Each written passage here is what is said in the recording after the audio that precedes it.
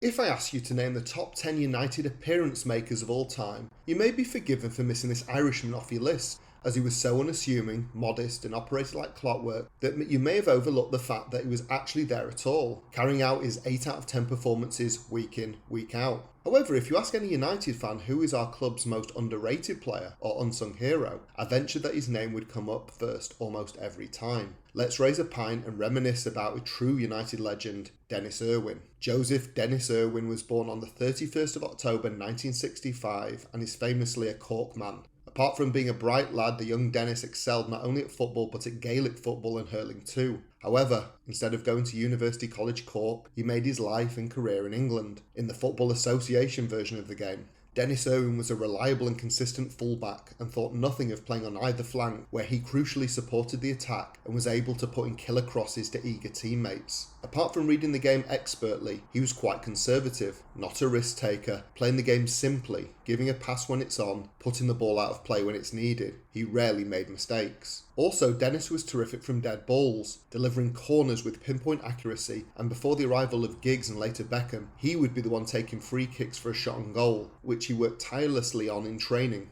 He also took penalties for a time. He was very reliable when called upon for that task too. Trained well, and you'd never hear any issues with him signing a new contract or haggling over terms. He was the model professional. After playing his football in Ireland with Corkside Everton, the young Irishman began his professional career in England with 2nd Division Leeds. He joined them as a trainee, being promoted to the first team at just 17 in 1983. Over the next 3 years, Denis accrued over 80 games with the Yorkshire club until manager Billy Bremner felt they'd seen enough and myopically sold him onto second-tier rivals Oldham Athletic in 1986. On the Boundary Park Plastic, Oldham began a reputation for exciting attacking football that came to the fore in the early 90s as the Greater Manchester club ended up runners-up in the League Cup final to Nottingham Forest in 1990 and had an FA Cup run that was only ended by United after a replay at the semi-final stage in the same year. It was at this time he'd caught Fergie's eye. After more than 200 games and 7 goals with the Latics, it was clear that the young Denis deserved more than just second-tier football. After the 1990 season, United were in desperate need of a right-back, as midfielder Paul Ince had been taking one for the team in the previous season by covering for that position.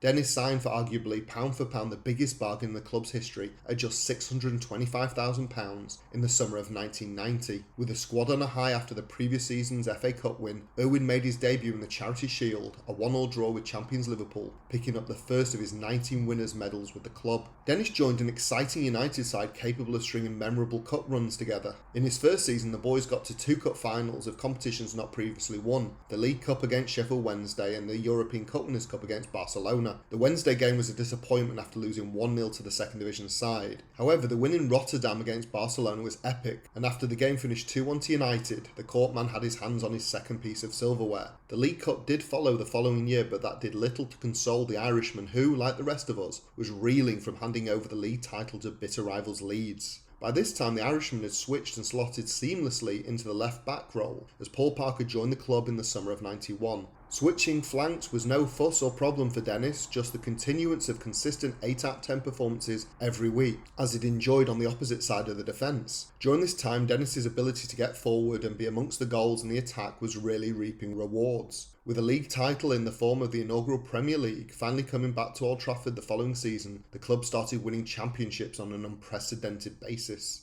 There was something else I'd noticed, and probably you did too, that Wiley Denis knew how to win a penalty.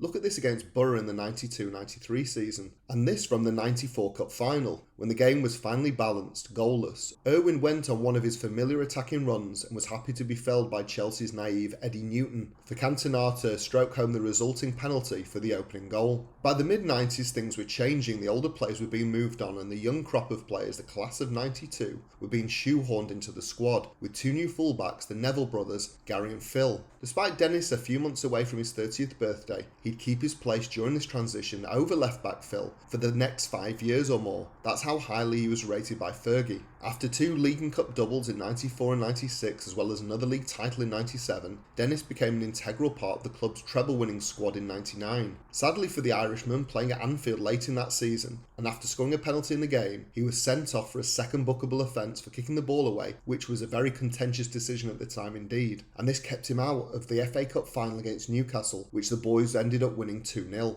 However, after winning the league again with a 2-1 win over Spurs on the last day of the season, pipping Arsenal for the title, Denis celebrated with a Champions League win at the Camp Nou against Bayern Munich, which completed the continental treble. He wasn't done though, another 2 league titles followed to complete a rare 3 in a row for United. Irwin also played 56 matches for his country, making his debut for the Republic of Ireland in 1990, a 1-0 victory over Morocco. He represented Ireland at the '94 World Cup in the US, playing the opening 2 games against Italy and Mexico, before they went out to the Netherlands in the second round. Denis also hit the back of the net 4 times for the boys in green, including 2 in the qualification games for major tournaments. His final game was in 1999 at the age of 34 in a Euros playoff defeat to Turkey at Lansdowne Road. In 2002, at the age of 36, Denis Irwin finally left Old Trafford after 529 matches, only the 6th United player to reach 500 games or more for the club at that time, after the likes of Bobby Charlton, Bill Foulkes, Alex Stepney, compatriot Tony Dunn and Joe Spence.